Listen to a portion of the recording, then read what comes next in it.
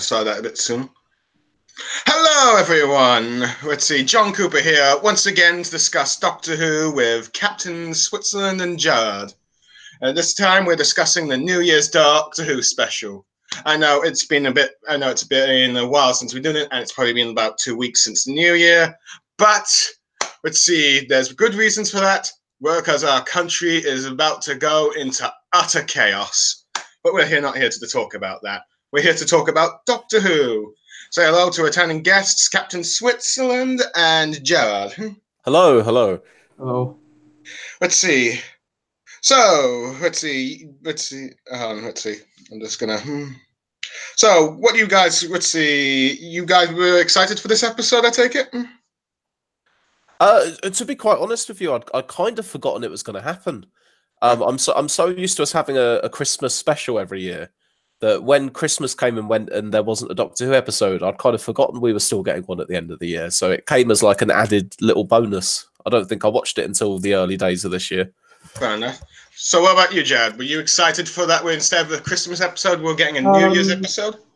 I didn't. Right, I'm being honest. I intentionally tried to go into blind. I didn't know really what to expect, but I ended up really liking it in the end. Fair enough. Let's see. Anyway, as for me, I was like a bit curious of what they would do for the New Year special, but my hype really came when, of course, it was announced that the Daleks would be returning for this New Year special, which got me curious since this will be the 13th Doctor's first encounter with not just a classic Doctor Who villain, but with her greatest foe, the Doctor's greatest foe, the Daleks. But anyway, enough about that. I'm going to begin the description of the episode. Let's see. The story begins in the 9th century, where 3 opposing factions narrowly succeed in defeating, this mighty enemy, that nearly seemed unstoppable, hacking its body into 3 pieces and going around different parts of the world to lock it away. One of them, I think, was in, in Russia. Another was in, what was the other country? Was it somewhere in Africa or the Middle East? Or some island, I think. I can't recall. Madagascar, I think. Was it? I can't remember. I know that they were split into 3 pieces and they were put in different bits of the world, weren't they? Yeah. Like one was buried under snow. The other one was like a tropical island, something like that. And the third one didn't make its intended designation, as the person carrying it was shot by some bunch of robbers and landed in the area that would later be known as Sheffield, of all places. During Sheffield, we have 2 archaeologists, called Lynn and Mitch, who are kind of into each other. Digging up for the New Year's Day. Where they discover the body of the dead soldier, but also the dead piece of the creature which he was carrying. Not realizing what it is, they unintentionally revive it as they end up using one of those particular lights, which also activates the 2 other pieces of the creature. Surprising the 2 guards of the descendants of the previous lot, as they all come into one place. During this time, the Doctor is celebrating with a gang. Ryan, Yaz, and Graham. Every New Year for since the 21st century has begun. At least the first 19, possibly 2020. She's offering. But before they can even begin that, the Doctor gets a signal of this creature, and her and the gang go to explore. Where the TARDIS crew ends up meeting the 2 archaeologists, but before to find out what the creature was. Unfortunately, they only managed to most it is gone by now, as all that's left is some slime, implying it's some sort of squid-like alien for the crew. And assume that it's jumped into the sewers. They leave their contacts for the TARDIS crew to the archaeologists if they hear anything, and they go off to Graham's house. During this time, we learn that the archaeologist called Lynn isn't actually being possessed, whose body's being possessed by the creature, or otherwise known as the Dalek, which I probably shouldn't really We know what it is. I shouldn't really be trying to make it subtle. Sorry, but hey.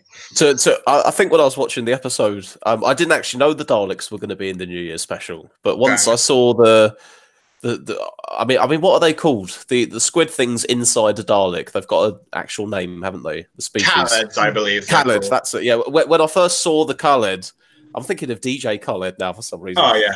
When I first saw the Khaled, I thought that looks a lot like one of the Dalek squids. Maybe that is one of the Dalek squids, but I only clocked at that point. Oh yeah, because let's see, before the TARDIS crew, I forgot to mention, Lynn ended up finding the squid thing, and as we can see, it has possessed her puppet, as she is his puppet, as you will, as he is the pilot, as he currently says, as we revealed when she's trying to take a shower and stuff, or just in the bathroom, saying she's going to take a shower. Let's see. The TARDIS crew arrives in Graham's house, destroying a bit of his furniture, much to his dismay. Let's see, and before they can really get into it, begin and everything and stuff, let's see, Graham gets a surprise visitor call, who turns out to be,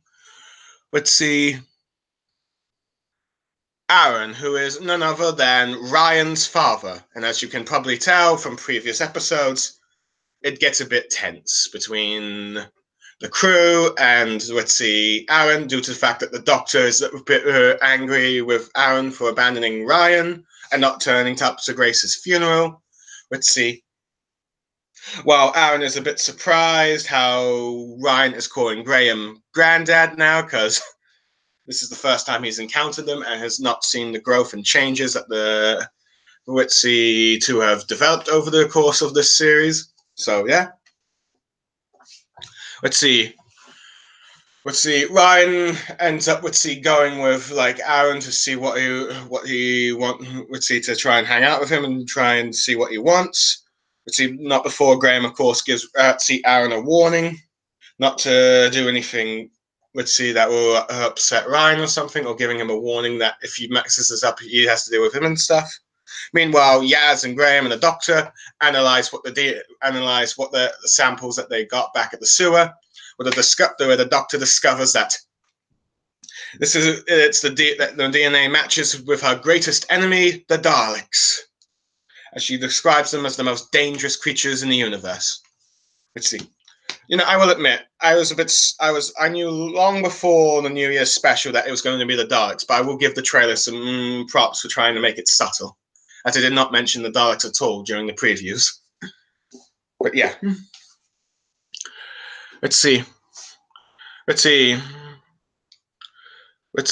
Meanwhile, during this time, Ryan and Aaron go to a local cafe where I believe Aaron is trying to sell a microwave oven thing, and then Ryan has a go at him for his absence and stuff, and why didn't go to Grace's funeral. Some great character moments there and stuff.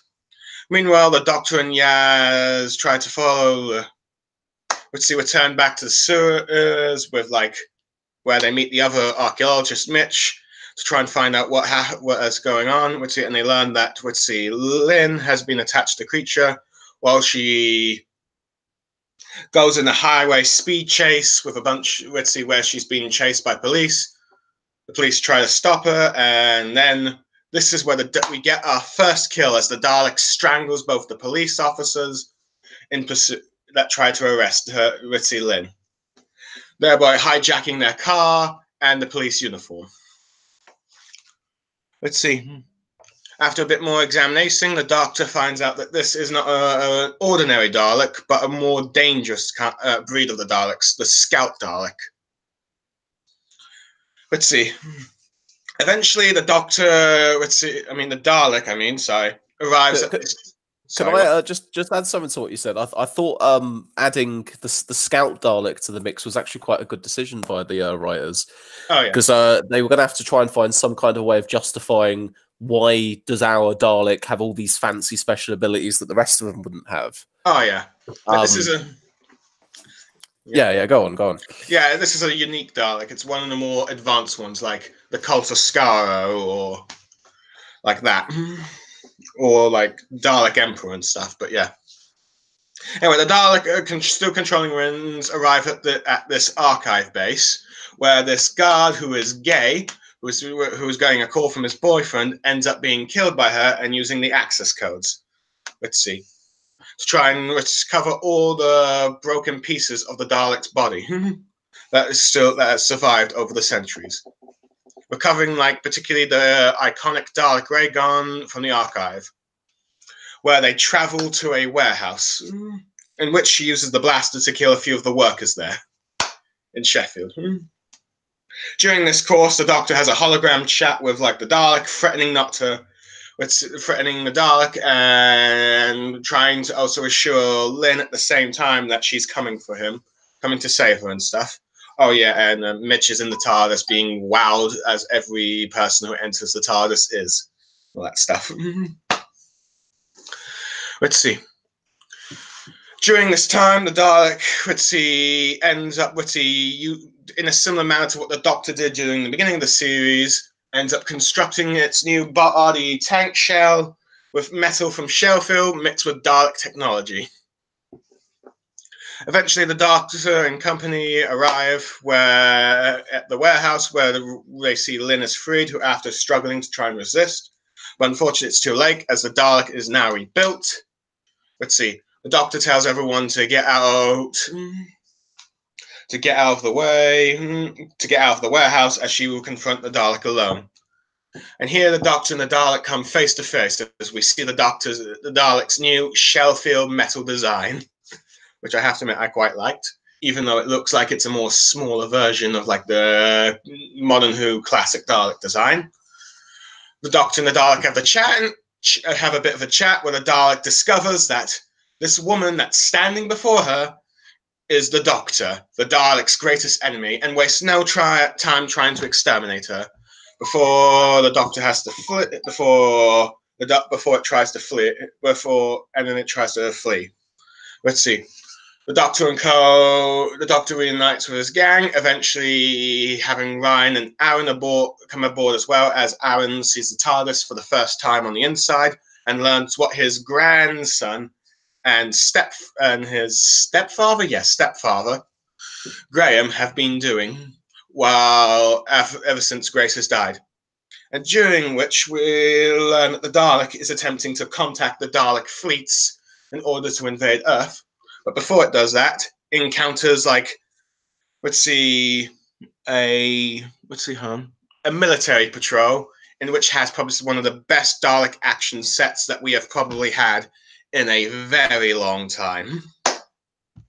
Let's see, killing just about everyone there to advise at this government's communication headquarters. Oh yeah, I also forgot to mention before that, the Doctor tries to get Unit involved, but due to some lack of funding from, like, international budget cuts. Bloody budget cuts on Union being gone. Yeah. And yet we're told we're currently going through the end of austerity, but we'll leave the politics aside. This isn't a Sunday stream. Yeah. No, Rams, we'll get back to that little bit detail later because there's two controversies I want to address a bit later. But yes, budget cuts, which the Doctor goes like, "Are you kidding me?" But Ritzy is like, and then she's like, "Shoot, we're now on our own and stuff." But yeah. And also in the funny conversation, which I'm sure every one of us had with phone line company workers. It's like, oh, for God's sake, why do they always have to talk like that? But hey. Anyway, the Doctor and her crew, Aaron and the two archaeologists, arrive at the government communications just as the Dalek is about to call the fleet. Using the microwave oven thing from Aaron to the Twitsy, run around and then try and capture it with and disable it kind of thing. Unable to destroy the casket of the Dalek. However, the mutant survives and possesses Aaron, threatening to kill him unless the Doctor and co back off or use the TARDIS. The TARDIS to contact the Dalek fleet. But the Doctor tricks the Dalek and sends it right next to a supernova. Well, the Doctor's trying to get the Dalek to latch off in a sort of hole in the TARDIS door, but it's refusing to let Aaron go. And only out at sea. And it looks like as Aaron's about to die, Ryan comes into the courage to try and encourage his father, saying he forgives him, loves him, all that touching father-son stuff, giving Aaron the strength to break through the Dalek as it falls and crashes into the supernova, killing it. Let's see. Let's see. The TARDIS crew arrives back on Earth. Let's see, saying goodbye to the archaeologists as they disappear in the TARDIS. Their two hold hands, signifying that they're going to become an official couple. Where the TARDIS crew arrives back at Graham's house. Let's see, Ryan and his father finally able to work things out. Let's see, the Doctor and Co offer Aaron to come along with them, but he decides to stay behind. And the Doctor and crew go back in the TARDIS and take off for their next adventure. So, what did you think about this episode? I didn't, again, like Swiss, I didn't know what was going to come up, but whenever it was Daleks, I was pretty hyped. Yeah. I have to admit, this is probably for me, this is probably like the best Dalek episode that we have probably have had in a very long time. Go on. I do think partly is because we've been on the whole episodic thing. We haven't really had anything sort of normal in a while. So what we've seen before. So I think we'll sort of see as a breath of fresh air. Oh, yeah. Let's see. I mean, let's see. It's no doubt that, let's see, in many ways, I'd probably say this is like the second best Dalek episode since the New Who revival, as I don't think anything's going to top Christopher Ellison's first encounter with Dalek. The first episode we had the Dalek. In many ways, this episode was kind of similar to Daleks, as it has rejuvenated the Daleks as... It sort of reintroduced them as well through new eyes, which is what they do from time to time. It definitely felt like they... with certain episodes involving the Daleks, especially sort of in the last sort of decade or so, I'd say that the Daleks are almost like you pick them off the shelf. You just brush them off and you go, oh, right, we're going to slap some Daleks into this episode. How are we going to manage it? This one, it seems like they really made an attempt to put the Dalek at the center of attention, to focus the writing on the Dalek, to give the Dalek some new abilities, which it didn't have before, which was an interesting twist. So points for creativity in this one, at least. Oh, yeah. Let's see. Anyways, I feel like this episode probably addresses some things people have probably wondered about with a Dalek who's, like, out of its shell. Because this is the first time, for mostly a Doctor Who episode, where a Dalek is out of its shell. I mean, the first Dalek episode in the New Who addressed many of, like, the jokes and complaints that people have had about the Daleks from the old Who days. Like, what's so threatening about a Dalek thing with a sucker? Oh, wait, it can crush your head. Let's see. Daleks, they don't have legs. How can they walk upstairs? Oh, they can elevate. Blimey. Well, granted, they addressed that just in the last Dalek episode of the old Doctor Who before that was cancelled, but let's see, I think we seem to have forgotten that. But yes.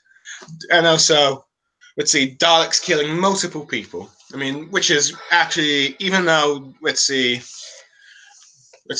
which we haven't seen in a lot for a while now, but yes. I think this episode has also shown to many of us that, for most part, Daleks are mostly threatening when it's just one of them, because that means they can be really dangerous, wiping out armies, as they did with the military those military guys during some point during the episode. Did you like that action piece scene, or hello? I thought it was pretty good. I don't know if anybody noticed, she did a tumble when she was running away from it. Oh, the 13th Doctor? Yeah, she did a tumble as she was running away from it. Oh, yeah. I guess I was trying to make it a bit more action-packed thing. Well, speaking of the 13th Doctor, we'll go back to the Dalek a little bit. What did you make of her this episode?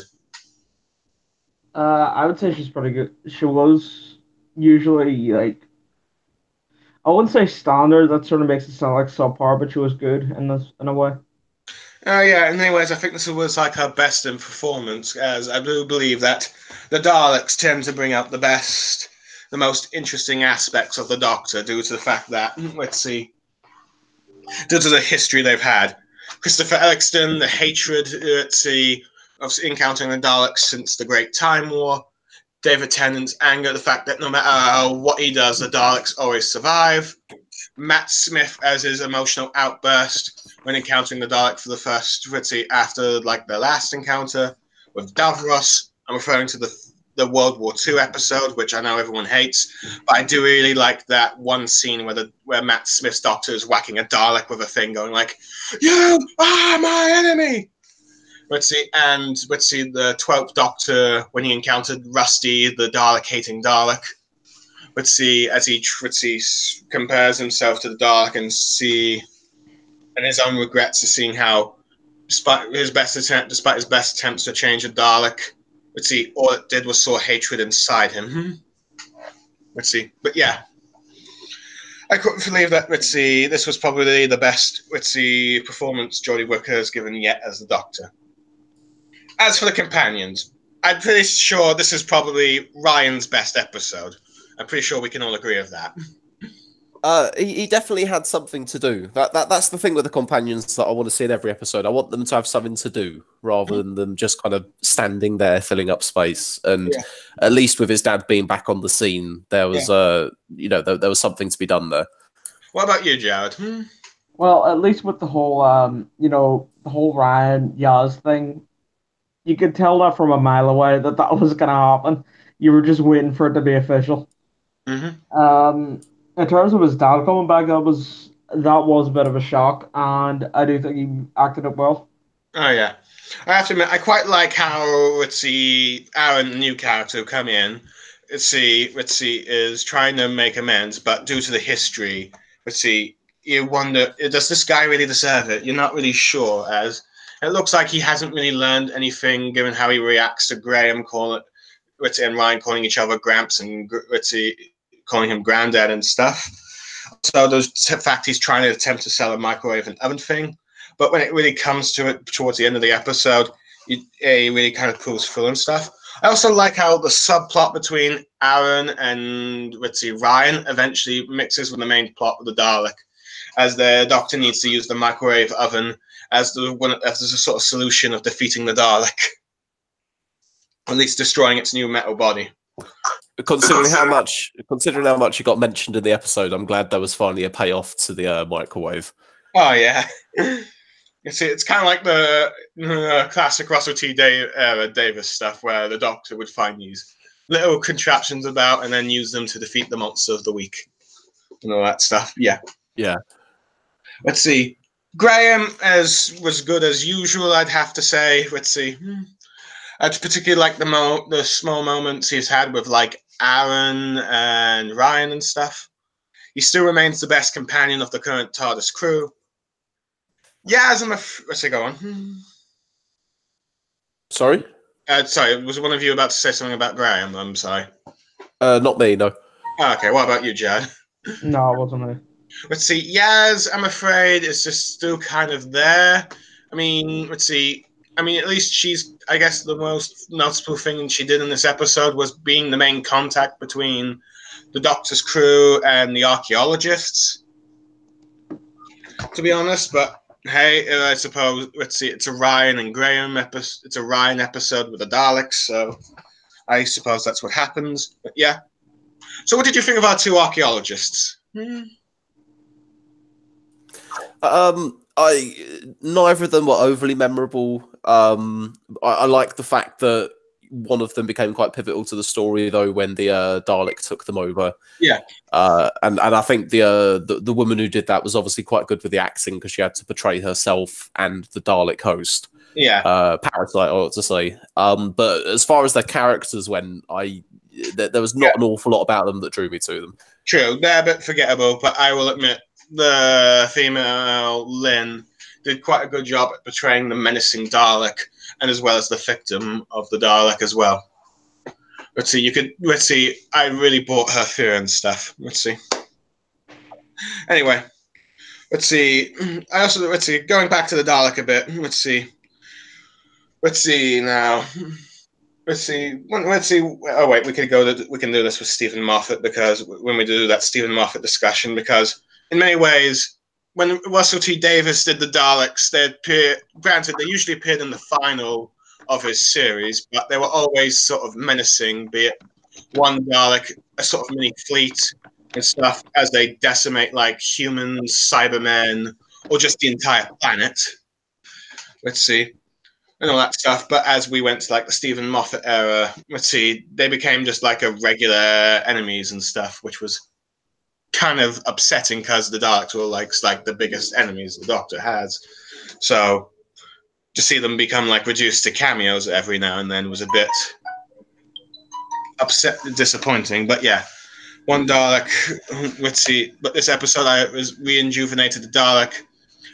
Anyway, what did you think of the new design, the Sheffield design? I liked the idea of a DIY Dalek. From the moment that I saw the squid without the casing earlier in the episode, I did think, I really hope he builds himself a body just out of stuff that he can find and just see what it ends up looking like. Yeah. And in the end, it wasn't bad. It wasn't quite as much of like a hodgepodge trash Dalek as I thought it would be, but it still looked pretty good. Oh yeah, I mean, probably not as menacing as like the standard Dalek from the new Classic Who style that we've been adjusted to, but I definitely think it's probably a lot more better than the Dalek designs that were introduced during the first season of Matt Smith that everyone hated, and then we never saw it again, kind of thing. But yeah, let's see.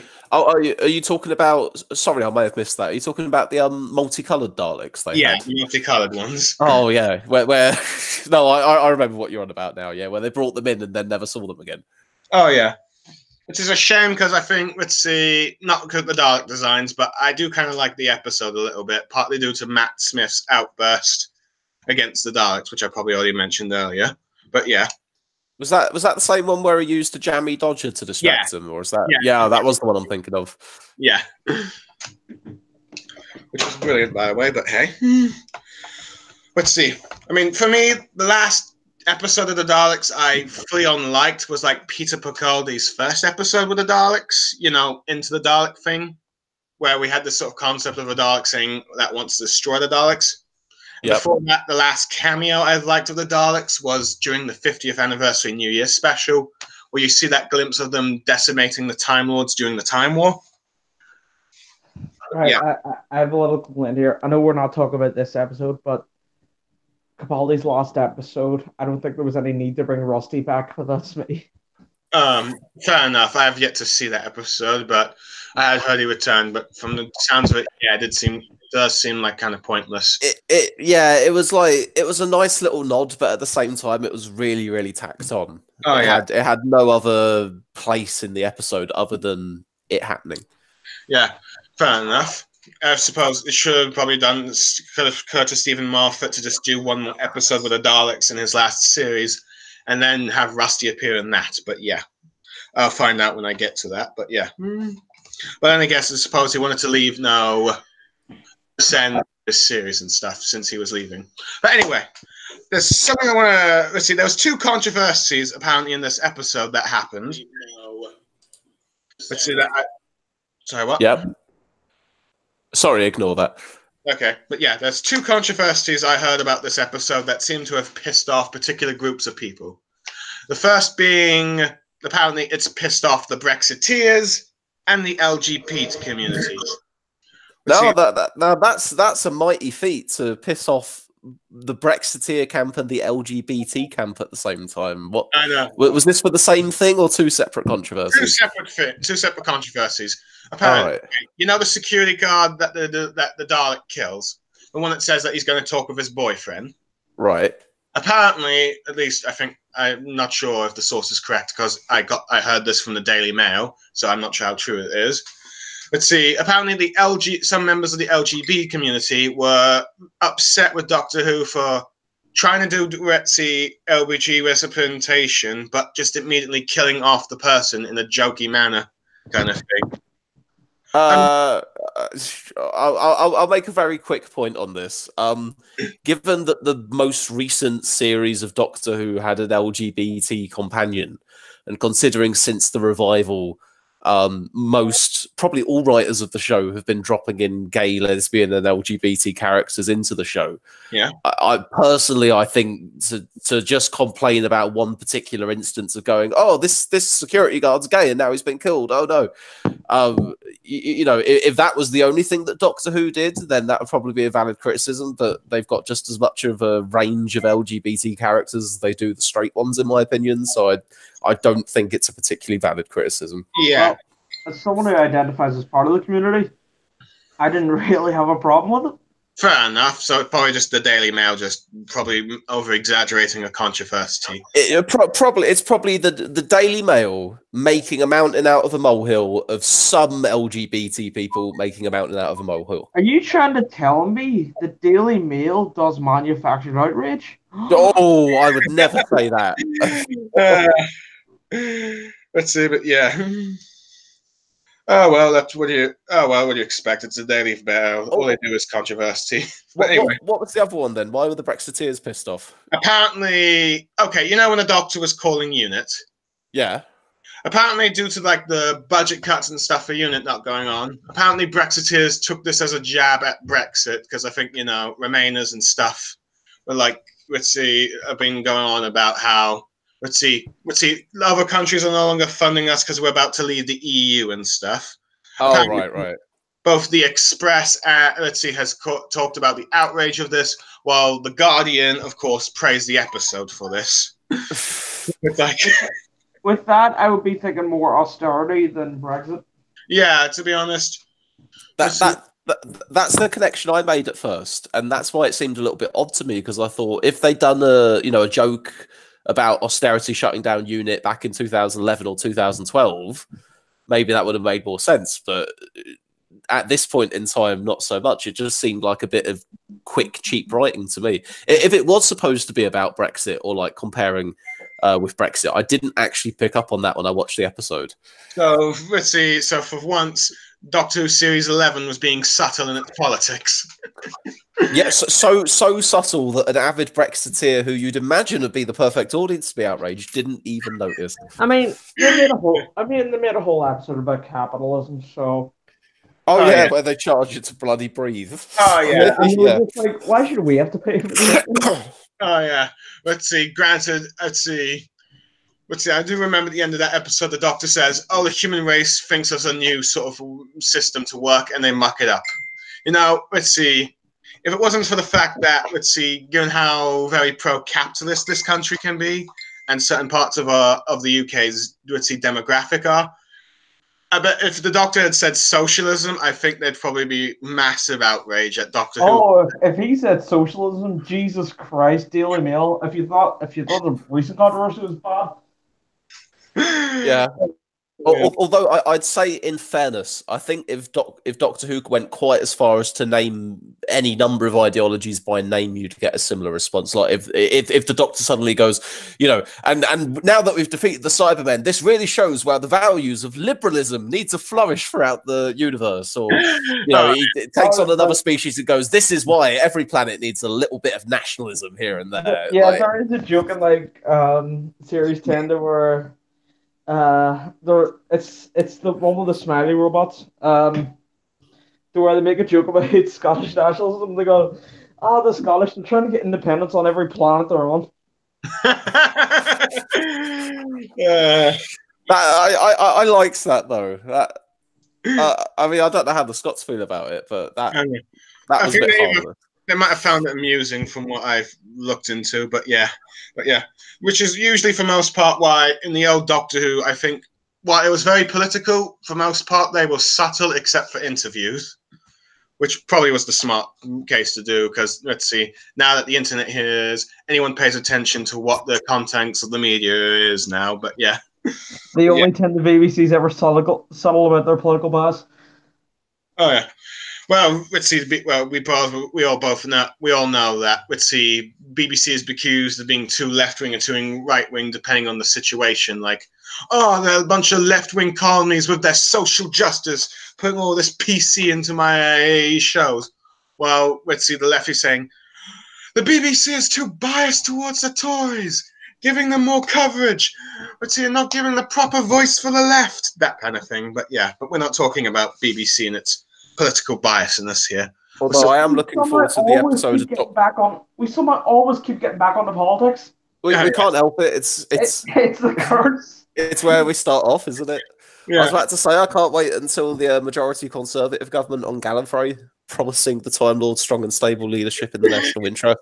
But anyway, back to the episode. Let's see. We talked a brief bit about politics enough, and this stream is supposed to be talking about not politics, but I just wanted to address those two controversies. Let's see. So anyway, would you say this is like Chris Chibnall's best episode since he's written for the new series? I'm not sure. I'm not sure if I'd say it's the one that my favourite one of the new season, but I'd definitely put it in the top half. I'll put it that way. Fair enough. Let's see. Right. I'm just saying I have to go now, so okay. That's fine. Would you give a score of the episode before going? I give it like a rating. Yeah. I give it like an 8.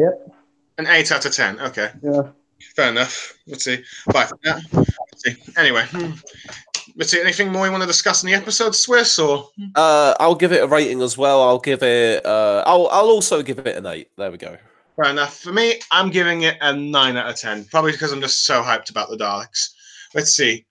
I think it was a clever idea for them to like go with an entire series of classical monsters because Stephen Moffat sort of burned us all out with like repeated cameos of like the Cybermen and the Daleks and stuff. But now that they've had a New Year's special, the Daleks have returned. Granted, they arrived much sooner than I expected, but it was a welcome one.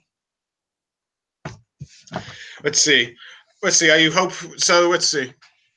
Anyways, out of curiosity, would you say that this Dalek New Year's special felt more like a final than the actual final for Series 11?